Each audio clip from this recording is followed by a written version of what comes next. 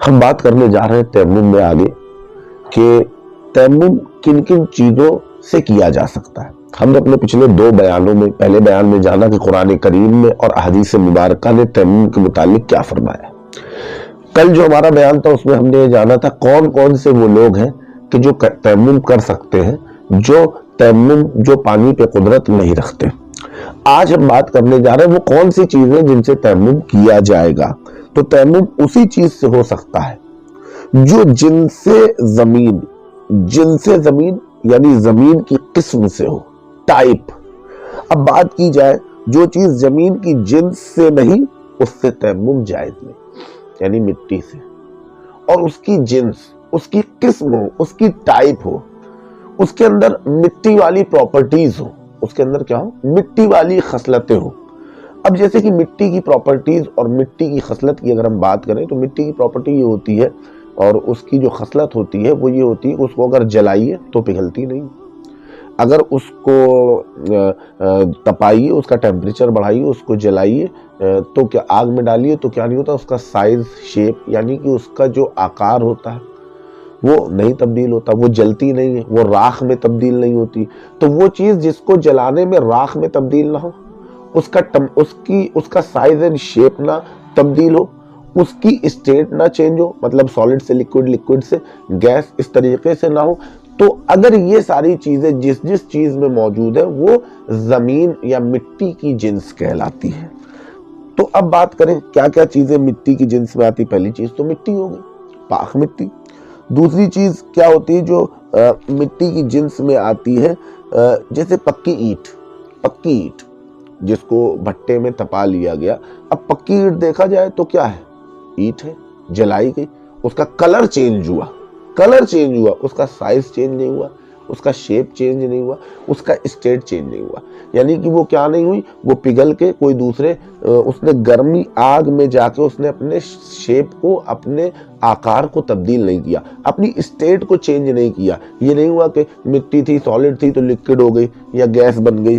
تو پکی اینٹ، چینی یا مٹی کے برتن، پکی اینٹ ہو، چینی ہو، مٹی ہو، یا کیا کہتے ہیں چونا ہو، اس کے علاوہ ریت ہو، اس کے علاوہ سرما ہو، اس کے علاوہ گیرو ہو، اس کے علاوہ پتھر ہو، اس کے علاوہ زبرزد، فیروزہ، عقیق، یہ جو نگ ہوتے ہیں، جو پتھر ہوتے ہیں، تو یہ ساری چیزیں کیا ہے، اگر ان کو آپ کیا کریں گے، جلائیں گے آگ میں، تو نہ تو نہ یہ جلتے، نہ یہ راکھ میں تبدیل ہوتے ہیں، نہ ان کا مطلب شیپ اور سائز چینج ہوتا ہے، اور نہ ہی ان کا اسٹیٹ چینج ہوتا ہے۔ تو یہ ساری چیزیں کس میں آتی؟ مٹی کی جنس میں۔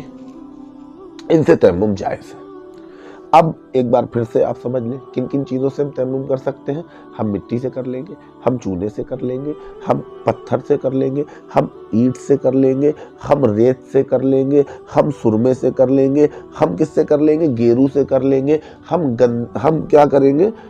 زبرزد سے کر لیں گے، اور ہم فیروز، عقیقہ، ان ساری چیزوں سے تیمم کر سکتے ہیں۔ ٹھیک ہے نا؟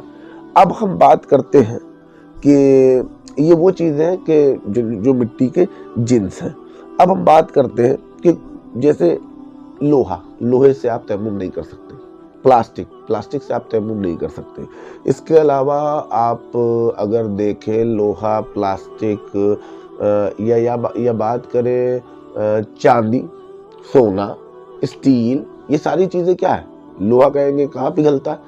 لوہا پگھلتا نہیں، لیکن آپ دیکھیے لوہے کو جب ایک سرٹن ٹمپریچر پہ بہت زیادہ گرمی دیتے ہیں تو دیکھیے کبھی چادر کی شکل میں آ جاتا ہے، کبھی بکسے کی شکل میں آ جاتا ہے، کبھی سریا کی شکل میں آ جاتا ہے، تو وہ بہت سارے شیپ اینڈ سائز میں چینج ہو جاتا ہے۔ جب اس کے ایک سرٹن ٹمپریچر پہ جاتے ہیں تو وہ بھی کیا ہوتا ہے؟ لوہا بھی پگھل جاتا ہے۔ ایسے کانچ سے نہیں کر سکتے، پلاسٹک سے نہیں کر سکتے، ان ساری چیزوں سے تیمم نہیں ہو سکتا۔